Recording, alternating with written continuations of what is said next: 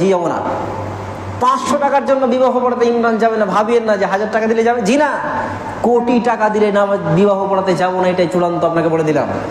এই বকরা ঈদ পর্যন্ত আলটিমেটাম। বকরা ঈদের মধ্যে, ঈদুল আজহার মধ্যে আপনি নামাজ 5 ওয়াক্ত পড়ুন, আপনার পরিবারে পড়ান। যদি এটা না হয়েছে, আপনাকে ঈদুল আজহার পর আপনার বিবাহ হতে যাব না, পরিষ্কার বলছি।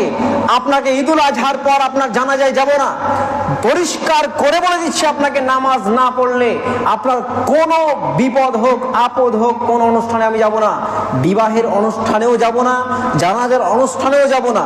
সমাজের লোককে যে বলছি, ভালো করে শুনুন, আমি চাইছি আপনার পরিবর্তন। যদি পরিবর্তন না হন তাহলে কিচ্ছু যায় আসে না। যদি আমাকে বলেন, তাহলে আপনি এক কাজ করেন, অনেক মৌলবি সাহেব পেয়ে যাব যারা আমি নামাজ না পড়লেও আমার কি করবে, জানাজা পড়াবে। দেখে নেবেন, অনেক মৌলবি সাহেব আছে, দেখবেন।